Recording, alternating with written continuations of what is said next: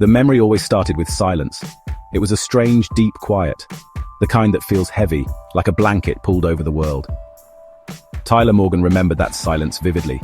He was driving home from his job at the library, the one he'd had for 10 years. The sky was a soft orange, a perfect Tuesday evening. He was thinking about dinner, maybe making pasta. He was a man who lived his life in straight, careful lines. He never sped. He always signaled. He followed the rules. The world, he believed, made sense when you followed the rules. Then the silence was broken, not by a screech or a horn, but by a sudden, violent lurch. The world became a storm of noise and chaos. Metal screamed against metal. Glass exploded into a million tiny diamonds, glittering in the dying sunlight. His car, his reliable little sedan, spun like a forgotten toy. Tyler's head hit something hard. He felt a sharp, searing pain shoot through his back. A fire he had never known. The world tilted sideways, then upside down. He saw the orange sky crack and splinter, then everything went black. The chaos faded back into silence, but this time it was a different kind. It was an empty, waiting silence. It was the end of one life and the beginning of something else entirely. He woke up to a different kind of quiet. The sterile, beeping quiet of a hospital room. The light was too bright, hurting his eyes. A nurse with a kind face was checking his vitals. He tried to move his legs, to shift under the thin white blanket. Nothing happened. He tried again, putting all his focus, all his will, into the simple act of wiggling a toe. There was no response. A doctor came in later, a man with sad eyes and a gentle voice. He explained the words that would change everything. Spinal cord injury, permanent paralysis, wheelchair. Tyler listened, but the words felt like they were for someone else, a character in a movie, not him. His old life was gone. The quiet evenings, the long walks he enjoyed, the simple act of standing up to get a book from a high shelf. All of it had been stolen in a single, violent moment. Before the crash, Tyler was Mr. Average. He had a small apartment, a job he liked, and a routine that brought him comfort. He didn't take risks. He found joy in simple things, in the predictable rhythm of his days. Now his days were a struggle. They were filled with physical therapy, with learning how to navigate a world that was no longer built for him. The careful lines of his life had been shattered, and all that was left were jagged, broken pieces. The days in the hospital blurred into weeks. Each morning was the same. The sun would stream through the window, and for a fleeting second, Tyler would forget. He'd try to swing his legs out of bed, and the harsh reality would crash down on him all over again. The doctors and nurses were kind, but they spoke in terms of acceptance and moving forward. They wanted him to focus on his new life, on what he could do. But Tyler couldn't move forward. He was stuck in that single, terrible moment. A question burned in his mind, hotter than any physical pain. Who did this to me? Who was the other driver? He asked the police officer who came to take his statement. The officer was sympathetic but vague. It was a hit and run, Mr. Morgan, he explained. The other car was gone by the time the first responders arrived. We don't have any witnesses who got a good look. No witnesses, no license plate, no justice. The words echoed in the sterile room. The driver who had destroyed his life had simply driven away, leaving him broken on the side of the road. That person was out there, living their life, walking, running, driving, doing all the things Tyler could now only dream of. The injustice of it was a poison, seeping into his soul. Back in his newly modified apartment, the obsession took root. His friends and family wanted him to join support groups, to find new hobbies.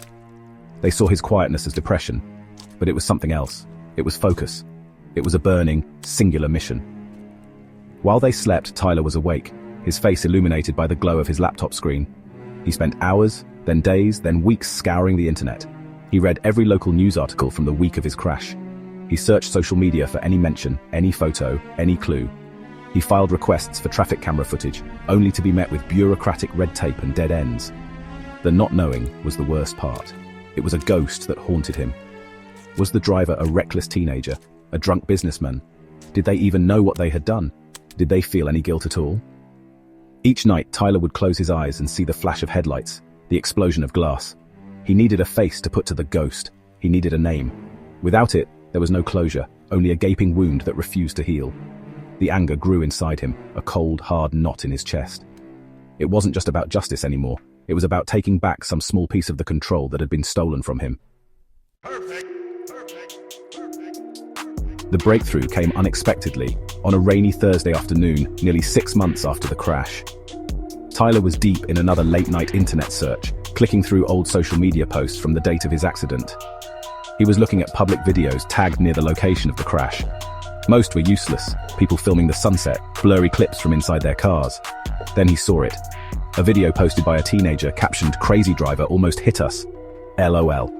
The video was shaky, filmed from a passenger seat. It showed a dark blue sports car speeding, weaving recklessly through traffic. Tyler's heart hammered against his ribs. He watched the video a dozen times, his hands trembling. The timestamp was just 3 minutes before his accident. The location was less than a mile away. The camera briefly caught the other car's license plate. It was blurry, but after hours of using image-enhancing software, he finally had it. A clear, readable plate. He ran the number through a public records search he paid for online.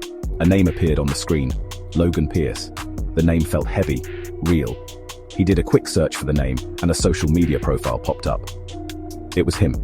A handsome man in his late 20s, smiling in photos, surrounded by friends, holding a trophy at a company party. Logan Pierce, the man who had shattered his world and driven away. Looking at his smiling face, a new kind of anger filled Tyler. It wasn't hot and explosive. It was cold, sharp, and patient. Logan's online profile painted a picture of a perfect life. He was a successful sales executive for a tech company. He loved expensive cars, fancy parties, and his beautiful girlfriend, who appeared in many of his photos. He posted about his achievements, his promotions, his weekend trips. There was no sign of remorse, no hint of the destruction he had caused. It was as if Tyler's entire existence was nothing more than a bump in the road for Logan Pierce. Tyler began to study his target. He learned Logan's routines, his favorite coffee shop, the gym he went to, the bar where he met his friends every Friday. He knew Logan's biggest client at work was a company called Innovate Corp. He knew Logan was trying to get a big promotion. He knew Logan's girlfriend's name was Chloe. He knew everything. This knowledge was power. It was the first time since the accident that Tyler felt a sense of control. He wasn't helpless anymore. He couldn't hurt Logan physically, and he didn't want to. That would be too simple, too quick. He wanted Logan to feel what he felt, the slow, creeping loss of everything you care about. Tyler's plan was a masterpiece of patience and deception. He started by creating a fake online identity. He became Alex Chen, a freelance financial analyst with a polished and professional social media presence. He joined the same online professional groups as Logan, occasionally liking or commenting on Logan's posts about the tech industry. He was a ghost, a quiet observer on the edge of Logan's world. The first step was to attack Logan's career. Tyler, as Alex, used his research skills to find a small, critical flaw in Logan's company's latest sales proposal to Innovate Corp. It was a detail Logan had clearly overlooked in his arrogance. Posing as a concerned industry expert, Tyler sent an anonymous email to a senior manager at Innovate Corp. He politely pointed out the error in the proposal. He framed it as a helpful tip, something he noticed while doing his own market research. The email caused a stir. Innovate Corp questioned the proposal, Logan's competence was doubted, and he lost the account. The promotion he was so sure he would get vanished overnight. Tyler watched from the digital shadows as Logan posted vague, angry messages about office politics and backstabbers. Tyler felt a grim satisfaction. This was only the beginning. He was taking apart Logan's life one piece at a time. Next was the car. Logan loved his blue sports car. It was his symbol of success. Tyler discovered that Logan often parked in a restricted zone near his gym, relying on his charm to talk his way out of tickets.